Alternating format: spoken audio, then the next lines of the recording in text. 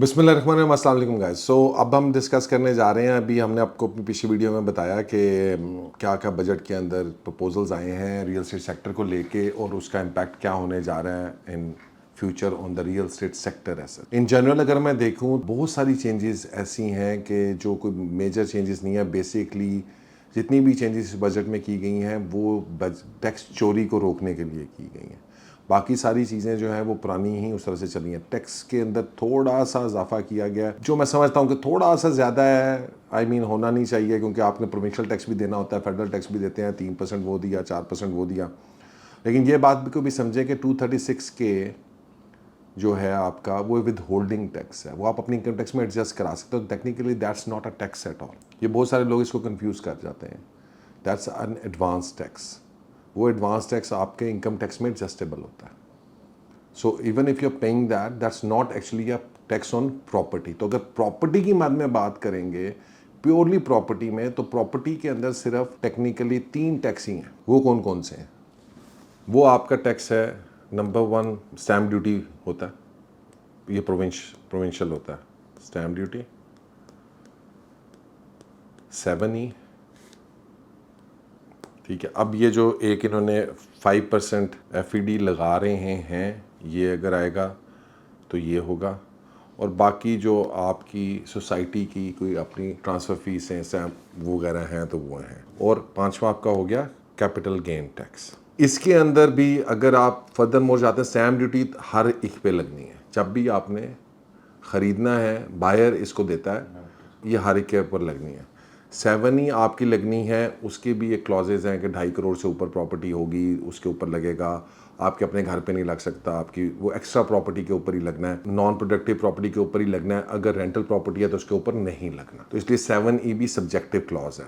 5% FED की अभी clarity नहीं है, ये अगर लगेगी तो न्यू फाइल्स के ऊपर या उसके ऊपर लगेगी। ये कस्टमर टू कस्टमर अभी जो हम चीज़ें बेचते हैं उसके ऊपर ये नहीं लगनी, तो ये डेवलपर एंड पे लगनी है।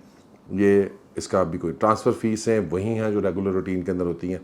और कैपिटल गेन टैक्स ऑब्वियसली उसके ऊपर है कि जो आपने प्रॉफिट कमाया। जब ये सारी चीज़ें मैंने आपके सामने ये जिक्र किया, स्टैम्प ड्यूटी का, 7E का, 5% FED का, तो for 99% of the people I think कि जनाब जिनकी 7E भी इम्पैक्ट नहीं करती, स्टैम्प ड्यूटी वही है जो पहले थी, 5% FED।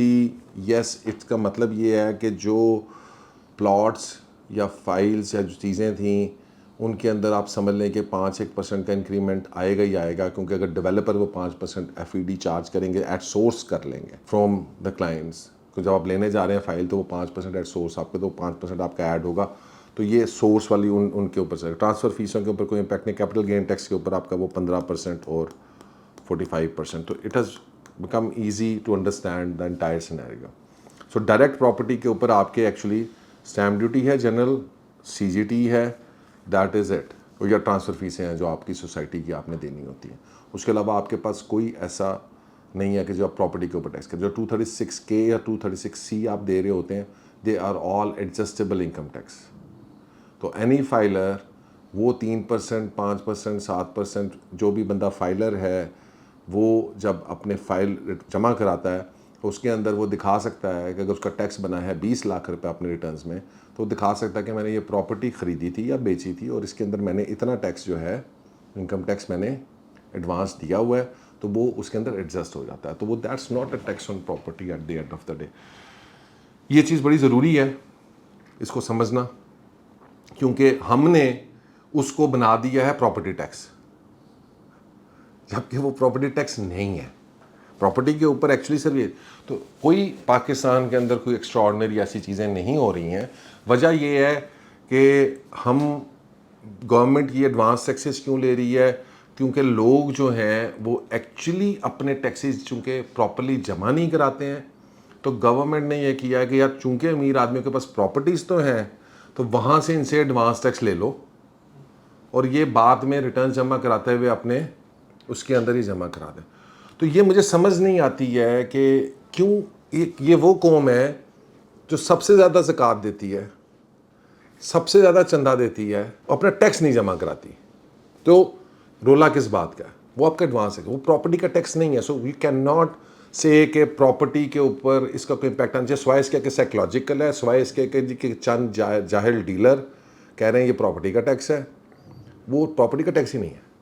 So neither 236K neither 236C आपकी प्रॉपर्टी का टैक्स नहीं है। आपकी प्रॉपर्टी का टैक्स सिर्फ है स्टैम्प ड्यूटी, कैपिटल गेन, ठीक है, और ये 5% FED अगर लगेगा, और 7E अगर आपकी प्रॉपर्टी प्लॉट वगैरह जो आपके ऊपर लगे हुए हैं। और ये इन के में सिर्फ कैपिटल गेन के अंदर थोड़ा सा फ़र्क आया है, और फाइलर के लिए मेरा ख्याल है वो कोई इतना बड़ा फ़र्क नहीं है, देना चाहिए 15% टैक्स। अगर आप पैसे कमा रहे हैं तो दे रहे हैं, अगर पैसे नहीं कमा रहे हैं तो नहीं दे रहे हैं। और जिसने निकलना है वो इसमें बड़े आराम से निकल भी जाएगा। अगर कैपिटल गेन टैक्स बचाना है तो ये है कि वो ब्लैक कर ले, वो कैश पकड़ लेगा। लेकिन ये बड़ी चीज़ें हैं, हम कहेंगे जनाब नहीं हम ये बातें डिस्कस नहीं करेंगे, या ये मार्केट के अंदर बड़ी ओपन सीक्रेट्स हैं। तो लेकिन जिसने अपना वाइट रखना है अच्छा रखें, 15% दे के आपका पूरा पैसा वाइट हो रहा है, भाई you are the most stupid person कि आप उसको अपने सारे पैसे को ब्लैक कर दें कल को, ताकि आप ना कुछ से कोई बिजनेस कर सकें, ना उसको कोई बाहर भेज सकें। बाहर तो बहरहाल अभी वैसे भी नहीं भेज पा रहे, लेकिन चलो कभी तो खुलेगा। अगर इस सारे सिनेरियो को देखा जाए तो मैं नहीं समझता कि रियल एस्टेट सेक्टर को इससे कोई फ़र्क पड़ना चाहिए, लेकिन फ़र्क पड़ेगा, क्योंकि 90% तबका जो इधर इन्वेस्ट करवाता है और वो जाहिल है।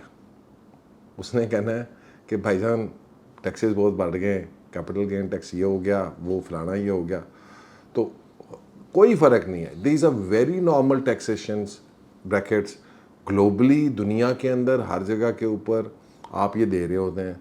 आप दुबई में भी प्रॉपर्टी लेने जा रहे हैं, 4% ELD एडमिन फीसें ये वो डाल के, और एक्चुअल प्राइस का 4% दे रहे होते हैं। वहाँ पे कोई तकलीफ नहीं है 4% देते हुए।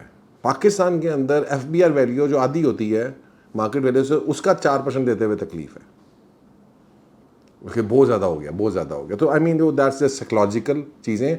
आई think these are very reasonable taxation brackets, कोई इनके अंदर प्रॉब्लम्स नहीं है, कोई इससे किसी को प्रॉब्लम होना नहीं चाहिए, ना प्रॉपर्टी को कोई फ़र्क पड़ना चाहिए इन टैक्सेस की वजह से। प्रॉपर्टी को अगर फ़र्क पड़ रहा है वो आपकी इकोनॉमी की वजह से पड़ रहा है, वो आपका एक्सपर्ट पैसा पाकिस्तान नहीं भेज रहा, इन्वेस्ट नहीं कम कर रहा है, उसकी वजह से पड़ रहा है। और प्रॉपर्टी के अंदर भी जो ज़्यादा फ़र्क पड़ रहा है वो आपको भी पता है, मुझे भी पता है कि वो पड़ रहा है सबसे ज़्यादा फ़र्क प्लॉट्स एंड फाइल्स में, जो प्रोडक्टिव सेक्टर नहीं है। और उनको मारने की सबसे बड़ी जो इंपॉर्टेंट चीज़ थी वो थी 7E deemed rental income tax, ठीक है। और वो उन लोगों को टारगेट करना ही करना था, क्योंकि वो एक प्रॉपर्टी आपकी बिलियंस ऑफ डॉलर्स की प्रॉपर्टी, लैंड जो है अनयूज अनप्रोडक्टिव पड़ी हुई है, जिसका कोई फ़ायदा नहीं है। और गवर्नमेंट और अब ये नहीं चाहती कि लोग उसके अंदर फर्दर इन्वेस्ट करें। गवर्नमेंट चीखें मारी है कि ना करो ना करो ना करो, लेकिन जैसे ही यहाँ पे सोसाइटी लॉन्च होती है लोग लाइनें लगा के 5-5 मरले के 3-3 मरले के प्लॉट खरीदने लग जाते हैं। मैं आपको एक छोटी सी एग्जांपल देता हूँ। उस दिन मुझे याद है कि 2012-13 की बात है, जब मैंने रियल एस्टेट सेक्टर के अंदर कदम रखा था, तो 1,80,00,000 रुपये का फेज़ 6 में एक दोस्त का प्लॉट हमने बेचा था B ब्लॉक के अंदर, ठीक है। 2013 में आप कर 2013 के अंदर आपके ख्याल में क्या रेट होगा था डॉलर का? मेरा ख्याल है 1,80,000 डॉलर हो गया ना तकरीबन, ठीक है जी। अभी इस वक्त ये प्लॉट जो है 5.5 करोड़ रुपए का अप्रॉक्सीमेटली। अब कितने का ये? अब ये है 180। तो मुबारक को, आपने 12 सालों के अंदर $16,000 कमा लिए। अल्लाह ताला आपको ऐसी कमाइयाँ और अब इसके ऊपर भी आपको 15% टैक्स पड़ जाना $16,000 के। सो आई मीन कि अगर आप इस तरह के स्टूपिड काम करेंगे और इन्हीं जगहों के ऊपर अपना पैसा रखेंगे और जाके फिर भाग भाग के प्लॉट लेंगे, तो आपको अपनी मेंटालिटी और माइंडसेट अब चेंज करना पड़ेगा, इससे बाहर निकले। तो रियल एस्टेट के अंदर भाई ये आपका ऐसा ही रहना है, क्योंकि आपने उसकी वजह सिर्फ ये नहीं है। आप इसी चीज़ को इमेजिन करेंगे, अगर आज सिर्फ और सिर्फ फेज़ 6 ही होता DHA का, और फेज़ 7, 8, 9, 10 लॉन्च ना हुए होते, तो फेज़ 6 में आज प्लॉट की प्राइस क्या 15 करोड़ रुपया ना होती? It's a simple supply and demand. इसका ताल्लुक आपके ज़रूरत आपको 10 की थी, काट आपने 500 दिए हैं, चीखें आप मार रहे हैं, और आप भी पागलों की तरह, जो लेने वाले थे वो भी पागलों की तरह ले रहे थे, बेचने वाले भी बेची जा रहे थे। अब आप कह रहे हो रेट क्यों नहीं बढ़ रहा? रेट इसलिए नहीं बढ़ रहा कि डिमांड ही नहीं थी। 40 सालों के अंदर फेज़ 1 to 5 डेवलप हुआ है। अगले 40 सालों में जब हम कब्रों में होंगे किसी फेज 6, 7, 8 में किसी कवर में हम पड़े होंगे तो वो एरियाज डेवलप होंगे। तो इतनी लंबी इन्वेस्टमेंट मतलब अगर आप करना चाहते हैं ज़िंदगी के अंदर तो फिर आप ज़िंदगी में एक ही दफ़ा करेंगे। क्यों नहीं पुराने फेजेस के अंदर रेट क्यों नहीं चढ़ रहे? क्योंकि आपके पास नए बेहतर फेजेस आ जाते हैं तो पुरानी जगहों के रेट नहीं चढ़ रहे। It's all the matter of supply and demand. ये सिंपल इकोनॉमी है। It has got nothing to do with कि जी बाकी चीज़ों पर क्या हो रहा है। आज आप सारे ख़त्म करेंगे जी, 9 ख़त्म करने लगे लोग अपने पैसे वापस ले जाए, 10 ख़त्म करने का वो सारे लोग भागेंगे और ये आप देखेंगे 6, 7, 8 में जो प्लॉट 10 करोड़ पे जंप कर। अगर आप काटते जाएंगे फेज़ 10 के बाद फेज़ 11, 12, 13 तो पहले ही लॉन्च कर दिया, फेज़ 14 भी लॉन्च कर देंगे तो फिर ये प्राइसेस कभी भी ऊपर नहीं जाएंगी। इसलिए और नहीं जाने वाली भी नहीं है। आपने किसी सियाने ने मशवरा दिया डीएचए को कि जी फेज़ 10 लॉन्च कर दो, उन्होंने फेज़ 10 के भी बोर्ड लगा दिए। वो काम जो है ना वो सिलसिला दोबारा से शुरू हो जाएगा।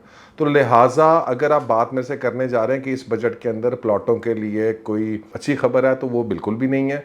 वो वैसे भी नहीं है, वो पिछले 10 सालों से नहीं है, वो पिछले 12 सालों से नहीं है। ये तो लिहाजा अगर कोई इस ख्वाब व ख्याल में बैठा था कि जनाब 2024 के बजट के अंदर एक मनोसलवा उतरेगा और प्लॉटों के ऊपर से जो है कोई एमनेस्टी आ जाएगी और जो है धड़ाधड़ जो है वो प्लॉटों के प्राइसेस दोबारा ठीक होना शुरू हो जाएगी, तो आपको मैं बताता चलूँ आपके लिए इंतहाई बुरी खबर है कि इधर कुछ भी नहीं होना।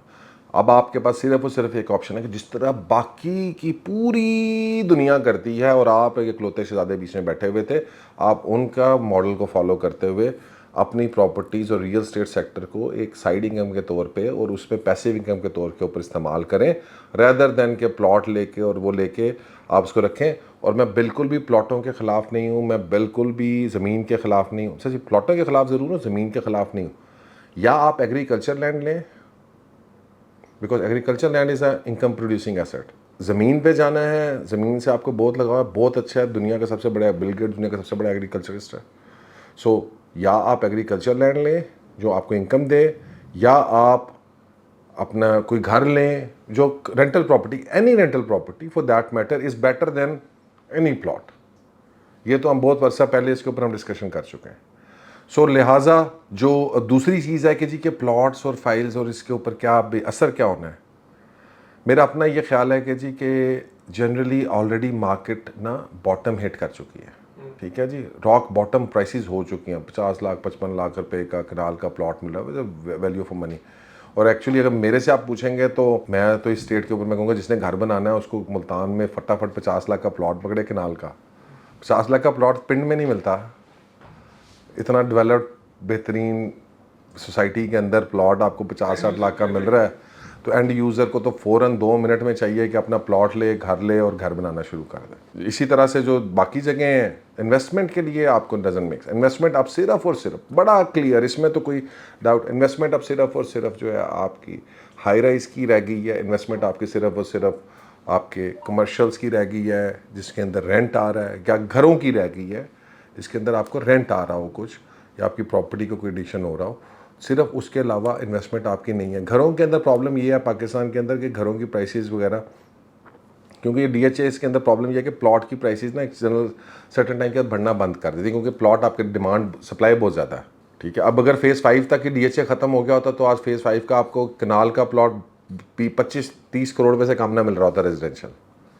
ठीक है, लेकिन चूंकि फेज़ 6 आ गया, फेज़ 7 आ गया, लोग उधर चले गए, जिसके बाद फेज़ 6 के पैसे नहीं, फेज़ 7 चला गया, तो फिर जनरली उस एरियाज़ में प्राइसेस नहीं बढ़ती। तो चूंकि हमारे पास अभी तक जो सप्लाई है वो अगले 40 साल के लिए बहुत है। डीएचए की अगर बात करें या बाकी सोसाइटीज़ की भी बात करें तो हर जगह के ऊपर ऐसा ही है।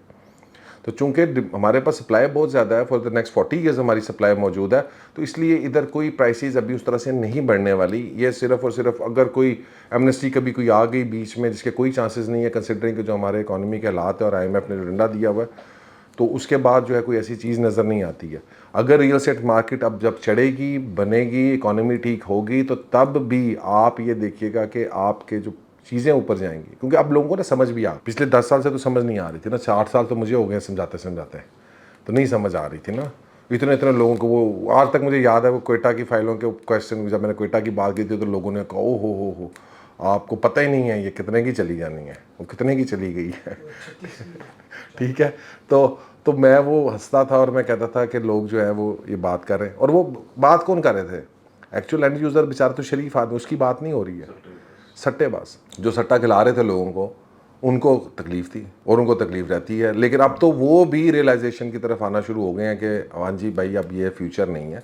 इट्स अ वेरी बड़ा अच्छा और हमारा बहुत रियल एस्टेट का ब्राइट फ्यूचर है, कोई मसला नहीं है। सिर्फ़ और सिर्फ प्रॉब्लम ये है कि हम अपने टिपिकल माइंडसेट को अभी तक ब्रेक करने को तैयार नहीं है। हमें यही नहीं पता, हम जब रियल एस्टेट की बात करें, जब हम रियल एस्टेट की बात करते हैं तो हमारे जहन में ना फ़ौरन प्लॉट और फाइल आता है। हम बाकी सेक्टर्स को रियल एस्टेट समझते नहीं हैं, क्योंकि अगर पिछले 2 साल को 3 साल को देख लें तो प्लॉट और फाइल्स के अंदर जो मर्जी तबाही भरी हो, हाई राइज में कंस्ट्रक्शन जगहों के ऊपर तो कुछ भी नहीं हुआ रियल एस्टेट को, बड़े ही हैं। हम बल्कि 66 का रेट अब 5,000 रुपये बढ़ाने जा रहे हैं, ठीक है, तो हम तो बढ़ा रहे हैं। इधर क्या है, इधर जो 1 करोड़ की चीज़ थी वो 40 लाख के ऊपर आ गई है। तो लोगों का concept of real estate is plot and files, because उसको इतना ब्रेन वॉश, स्पेशली इस पंजाब के रीजन में, लाहौर के रीजन के अंदर, ये कराची में ये कॉन्सेप्ट नहीं है, इसी मुल्क के अंदर, कराची के अंदर ये कॉन्सेप्ट नहीं है, इधर इस रीजन में है, मैदानी इलाके के अंदर है। उसकी ये भी वजह है कि जी कि हमारी जेनेटिक्स भी ख़राब है ना, हम ज़मींदारा करने वाले लोग थे, ठीक है, और वो ज़मींदारा ज़मीन सी वजह से हमारे शायद साइकोलॉजिकली अभी तक वो बैरियर्स नहीं ख़त्म हो रहे कि ज़मीन is not real estate investment. ज़मीन इज़ ज़मीन, एग्रीकल्चर लैंड खरीदो यार, मुरब्बा खरीदो, 2 मुरब्बे खरीदो, दैट वुड बी गुड और that will pay you eventually. और इस वक्त ऐसे ही है, जो स्मार्ट आदमी है वो एग्रीकल्चर लैंड खरीद रहे हैं, जिनको ज़मीन का है वो कहते हैं यार 2-4 मुरब्बे ले लिए हैं, कनाल क्यों लेना है, एकड़ों में लो। देखें ना, आप अभी भी जाएं, लाहौर से आप बाहर निकल जाएं, 50-60 लाख रुपए में एकड़ आ जाएगा। 50-60 लाख रुपए में आपको कनाल नहीं मिलता, ठीक है, और वो आप ठेके पे दे दें, उसने कोई इनकम भी देगा और उसने कुछ बढ़ना भी है। आप जो है वो जो 10 करोड़ पे आपने इधर लगाया, 10 करोड़ रुपए में आपको मुरब्बा आ जाएगा आपका, तो वाई नॉट जाके उधर लगाएं, ठीक है ना जी। तो या तो एग्रीकल्चर लैंड में जाएं अगर ज़मीन का इतना शौक है, और या फिर जो है इस वक्त कंस्ट्रक्शन जगह पे जाए जहाँ से आपको रेंटल इनकम है। So these are the 2 option which are available to you. पिछले साल भी अवेलेबल है, अगले साल भी यही अवेलेबल होंगी, ये 10 साल के बाद भी ये अवेलेबल होंगी। और जब तक रियल स्टेट है, जब तक पाकिस्तान है, जब तक दुनिया है, जिस तरह पूरी दुनिया है उसी तरह पाकिस्तान भी उसी नक्शे कदम पे चलेगा। लिहाजा मेरी नज़र से कोई बड़ा फ़र्क नहीं पड़ने वाला। प्रॉपर्टी प्राइसेस ऑलरेडी बहुत गिरी हुई हैं, इनके अंदर फर्दर तो यही है कि जनाब लोग कहें मुफ्ती ले लो, टैक्स पेयर है, ये भी ये भी हो सकता है। लोग कहें यार ये खाली पड़ी हुई थी, इसके ऊपर टैक्स देना पड़ गया, तो आप ये रख ले, टैक्स आप दे दीजिएगा फ्री में। तो अब वो तो होने वाला नहीं है। लिहाजा मेरे ख्याल के अंदर एक्चुअली अगर मैं देखूंगा तो मैं तो कहूँगा कि जी के बाइंग का टाइम है, this is the time to buy for end user. Investment का समझ नहीं आती है प्लॉट्स और फाइल्स के अंदर, कंसिडरिंग गवर्नमेंट पॉलिसी, उसका फ़ायदा नहीं होगा आपको। But for the end user this is the best buying time ever to build a house, to buy a property for yourself, to buy a property for your family, ठीक है, जिसके ऊपर आपने घर बनाना है। और अगले साल 2 साल में अपना घर बनाए, मज़े से 60-70 लाख के प्लॉट के ऊपर लुट डालें। Until our next video, take care and अल्लाह हाफ़िज़।